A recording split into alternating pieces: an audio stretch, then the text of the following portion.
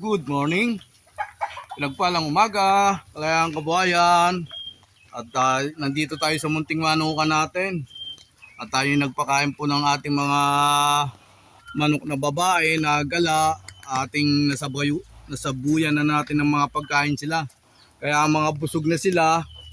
Tapos yung ating mga sisiw, napakain na rin natin. Kailan yung iba natin sisiw rito sa ating kulungan, namatay.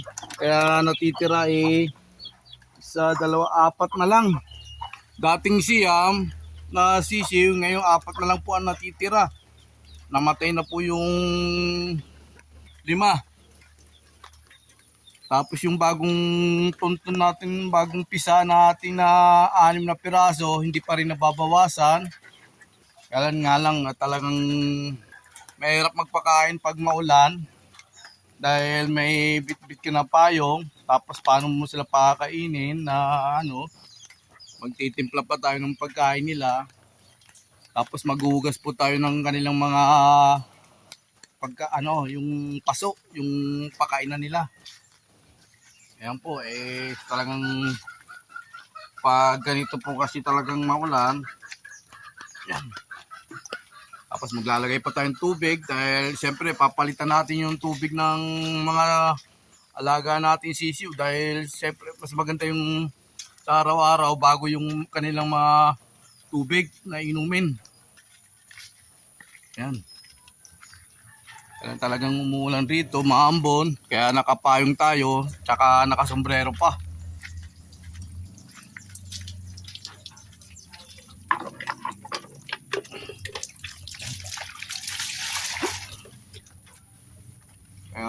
Mahirap kumilos pag ganitong umuulan dahil may hawak ang payong. Maghuhugas ka ng mga pinagkainan ng ating mga alagang manok. Ito po ang isang pagmamanok ay sakripisyo po talaga. Lalo pa pagdating ng tagulan, isang sakripisyo po ng nag-aalaga ng mga manok, talagang pagtutunan mo to ng oras, ng araw, dahil lalo na po yung nagpapakain, talagang kailangan pakainin niya yung mga manok.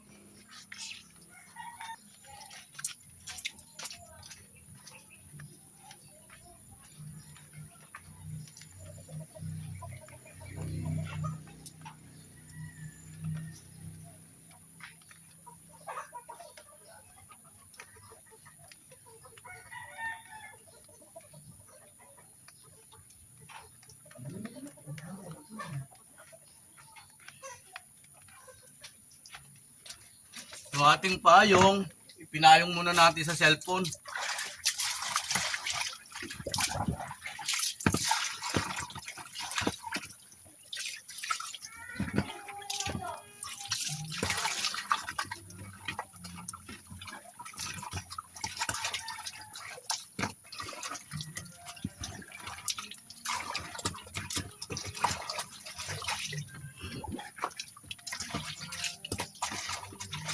Nakausap ko kahapon yung mga ibang driver na mas maganda raw siguro magkaroon ng coding ng mga jeep rito sa Cavite. Dahil sa taas ng diesel, kaya napakarami mong nabiyahe kasi. Kaya raw dapat magkaroon ng coding sa Cavite.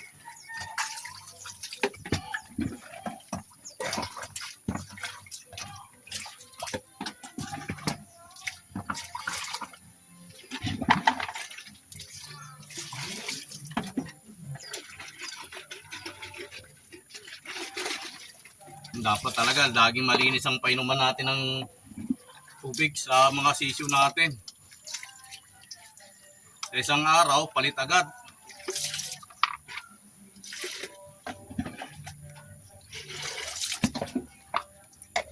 Dahil yun raw ang gusto ng mga manok, laging malinis. At hindi kakasakit. Yung nakakalungkot nga yung ating siyamang sisiw na inahin, 4 na lang natira, namatay na.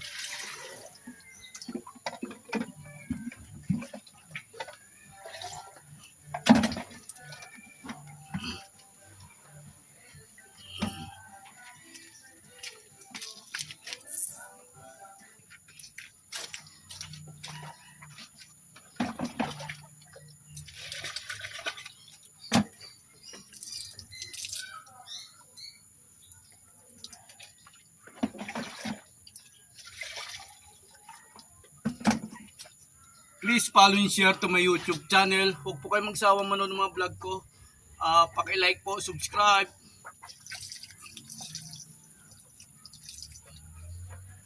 Nagpalang umaga, Kalayaan Kabayan. Ay, nugasan na natin yung ating pagkain sa tatlong nakataling tandang.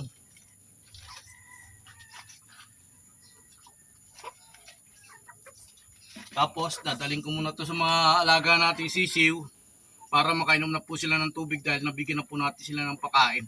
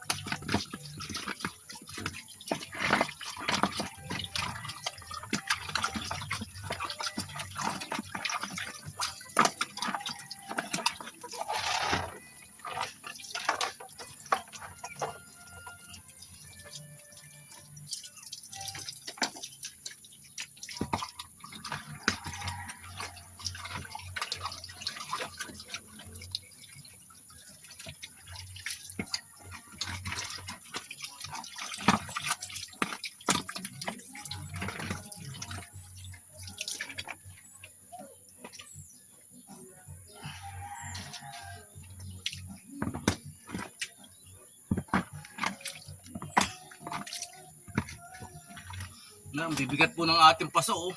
Kaya hindi basta-basta matutumba ng manok to. Ang bibigat, oh. Kaya sabi mong tutumba ng manok to, hindi matutumba to, mabibigat. Dahil yung ibang manok malalakas, pag sa pasong maliit na pag ginanon, tumba. Ito hindi po nila matutumba. Ang bibigat nito, malalaki. Tayo ipapakain ho.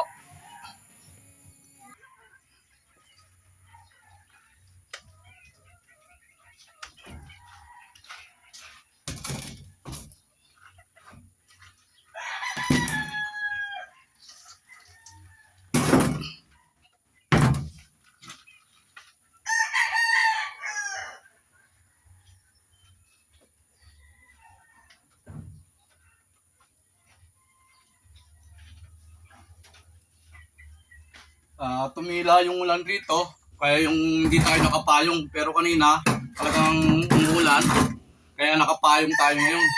Ay ngayon, tumila na po yung ulan, wala na po, kaya wala na tayong payong. At ito, magtitimpla na po tayo ng pagkain nila para sila makakain na po. At talaga naman, natutuwa na ako, may nakita na akong, may narinig na ako isang buslog na nag-umpisa na tumilaok. Kukunin ko po yung nag-umpisa na tumilaok. Papakita ko po sa inyo. Kukunin ko po.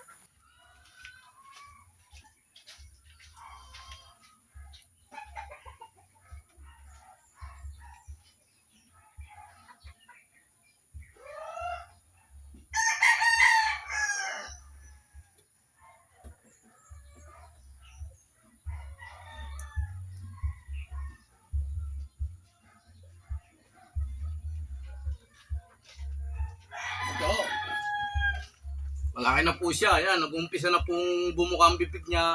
At ayan, nag-umpisa na pong tumilawak na parang konti pa lang boses. Oh. Tsaga-tsaga, malalaki na ang ating mga alagang manok. Tsaga-tsaga at malalaki na ang ating manok. Ayan, talagang sakripisyo ng isang taga-alaga ng manok sa mga manukan, lalo na sa mga farm, pag malalaking farm. Pag ganyan maulan, ako, pakainin na natin siya. Ngayon na, hawak-hawakan na natin. At tayo na iba. Bahay namin may nakitang ahas. Titingnan natin. Bibidyoan natin. Yung ahas na nahulog sa kahoy. Yan, may ahas raw po. Titingnan natin. May ahas raw. Ba? Teka, huwag mo paluin. Asan? Tingnan ko. Ayan, may asar. Saan? Saan? Ayo, ayun. Ayo, ano? Ayun. Anong kaaway yan? Ayun, ahas. Oh, ayun. Cobra. Oh, ay, may daga. Daga yata? Oo, may kinain na daga. Yan. Daga yung pakan na no? Oh, daga. Ako. Kasi nahulog sa saging eh. Ayun, oh, daga, oh. Napuluputo. Pinupuluputan. You know? Hawak niyang daga, eh, oh. Pero nahulog, akala ko nahulog sa saging. Ayun, oh. Titingnan natin gagalaw yan. Hindi gagalaw yan hanggat hindi mapitawan yung daga eh. Oh, hindi bibitawan yun. Kaya pala hindi, wala rin siyang galaw, eh, no? Wala, hindi kasi nandiyan nakapulupot yung daga eh. Napuluputan yung daga, yun, oh. Yun, oh, yun. Yung malapit dun sa sako. Kawawa yung daga, oh. Anak, kapag kain ko ngayon. Yung daga, yun ang paano ng daga, oh. Ayun, oh, gumagalaw na po. Lulunukin niya yan. Paano yung ahas na... Di ba cobra yan? Hindi, parang hindi ba na... Ewan ko lang kasi hindi ko makita yung... Dito nahulog, dito Yan nahulog. sa saging. Oo nga, no? Hirap para dito kung hindi mo malinisan. Pag hindi mo malinisan. Hindi, dito malilinisan ko rito. Ngayon, maliliit na Oo. malinisan ko yung bukas mamaya. Ayan po yung buntot niya, oh.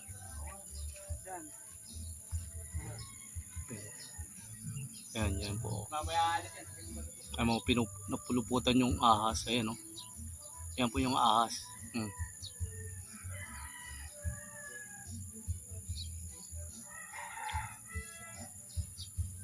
Talagang maigpit na maigpit ang pagkaano, no? Maigpit na maigpit yung pagkayakap niya sa ano. Ayun, gumagalaw na.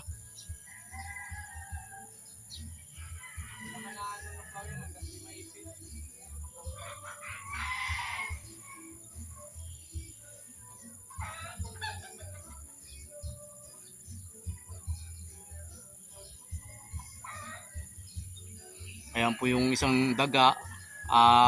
Nilingkis ng ahas. Wala siyang kawala, oh. Oh. Pero niluluwagan na ng ahas yung katawan niya sa paglingkis dun sa daga para makain niya siguro yung daga. Titingnan natin kung paano niya gagawin. Malaki na yung daga. No? Malaki na, eh, oh. Oh, niluwagan na niya, eh. Ito. Niluwagan na nga niya, oh. Pero niluwagan na niya yung lingkis na hindi na gumagalaw yung daga.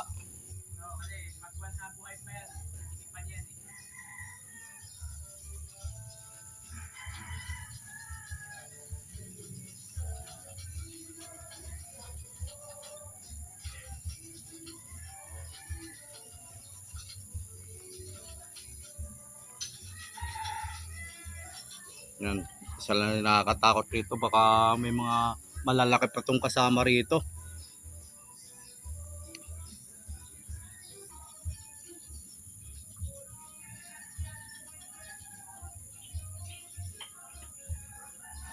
Gumagalaw pa rin yung daga. Oh, oh, buhay pa. Gumagalaw pa. Oh. Oo.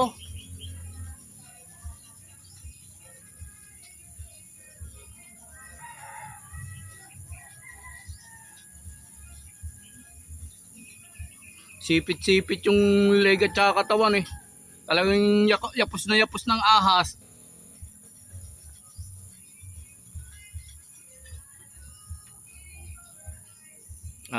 Balikan natin mamaya yan. Dahil gumagalaw pa yung daga. At tapusin muna natin yung pagpapakain sa ating mga alagang manok. Kaya itong ating mga alagang manok rito, ang isang kalaban rin natin rito yung ahas. Dahil madamo na rito, medyo masukal na.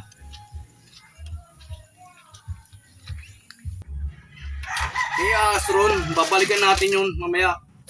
Masukal, eh. Titimpla muna tayo ng pagkain ng ating mga manok. Yan, mga gutom na yan. Para sila makakain ako.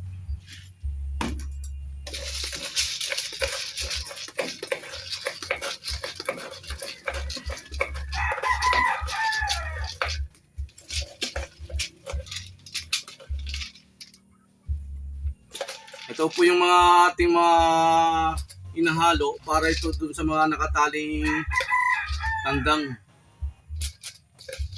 Medyo malalakas na kumain, nauubos na yung pagkain nila, dadagdagan na natin. Kailan naubusan tayo ng nilalagay na vitamin rito. Susunod, bibili tayo ng vitamin para ilagay natin dito sa ating pinapakain na pagkain ng manok. Yan. Yung isa kasing broodcock natin, yung lemon sweater, atin pong tawag ron, sinasabi na lang po ron para yung mga babae makasama niya sa pagkain at para masanay po sa kanya na kasama niya sa pagkain. Kaya sinasabi ko po sa kanya para salo-salo po sila, pati mga babaeng malalaki na maliliit para masanay sa broodcock natin. Hindi sila tawag ron, mailap sa ating broodcock na lalaki. Kaya ito naman tinimpla natin 2 piraso at ating papakain muna sa nakatali nating 2 tandang. Dadalhin na natin to, tapos susunod na natin yung ating mga buslog na nakakulong. Pakakainin natin, bibigay ko muna to at siguradong gutom na sila.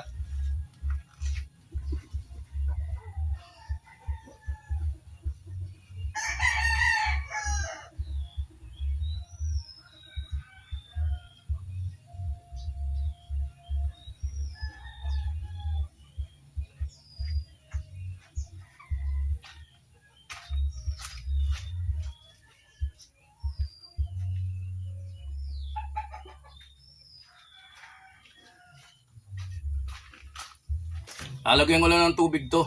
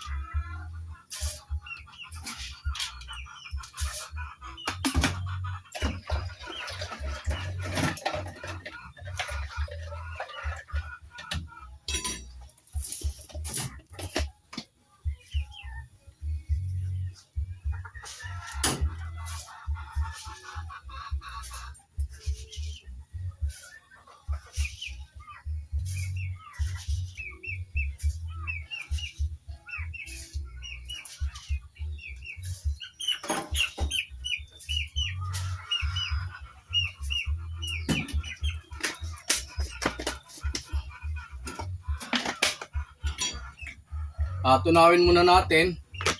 Tapos may napulot ako bagong mangga. Bagong hulog po ng mangga. At marami pong hulog na mangga ngayon. Ating pupulutin o. May mga mangga pong nahulog. Ating pupulutin o. At paubos na rin po ang mangga ngayon. Kaya tayo mamumulot. Medyo hindi na maganda to. Yan. Tingnan natin ulit yung ating ahas na may daga. Tingnan muna natin habang tinutunaw natin yung yung pagkain ng ating mga alaga manok. Punta natin yung daga. Nakatago na ang mukha nito.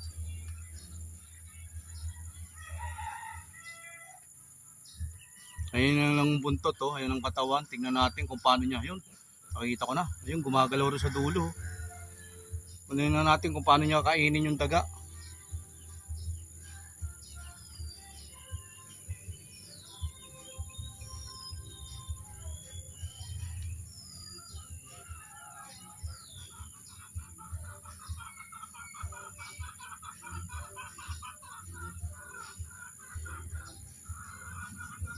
Dapat pinapatay ito, Henry, no? Dapat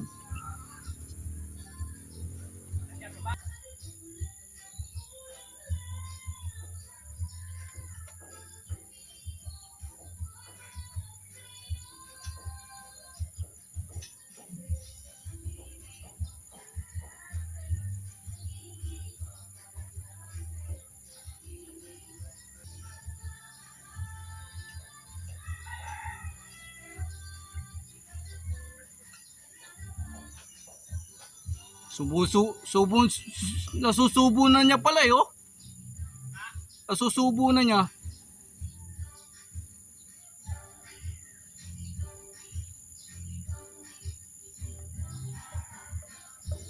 Yan, inihila niya, oh.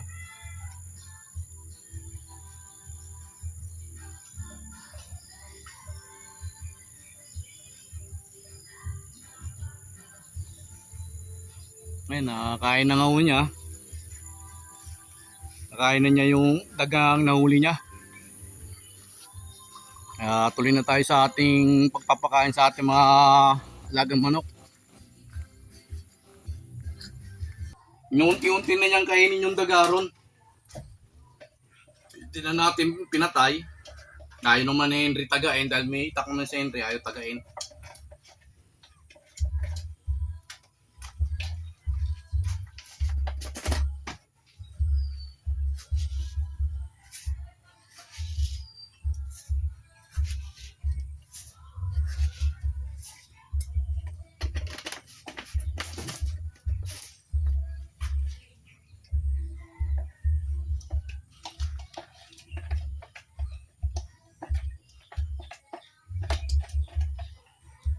Okay na. Tapos na tayo sa ating ilalagay na lang natin dito yung pakain ng ating mga manok, tapos ibibigay na natin sa kanila. Ayan, tapos na tayo sa paghanda at pagtitimpla ng kanilang pagkain. Kaya tayo naman may gagawin pa tayong iba. Sayang mga mangga na huhulog ulit eh. Please follow and share to my YouTube channel. Pag po kayo magsawa manood mga vlog ko, supportahan nyo po, paki-subscribe, paki-share po. Go go, pinagpalang umaga, Kalayaan Kabuhayan.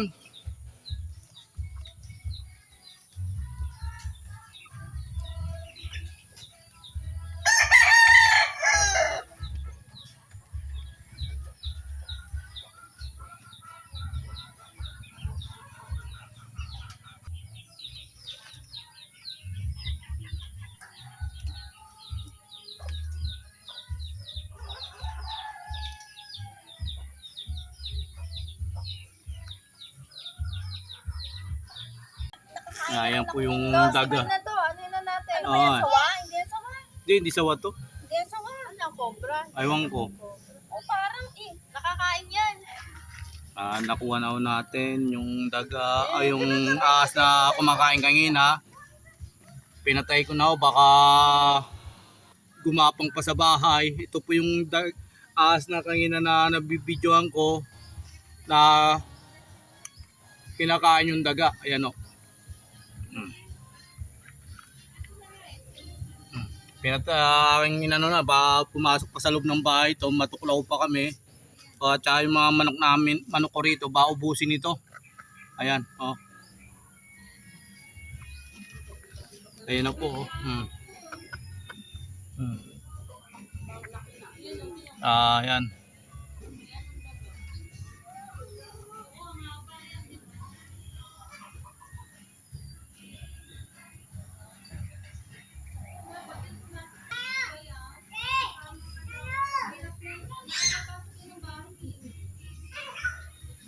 Pinatay na natin yung ahas kanina dahil nandun pa rin eh.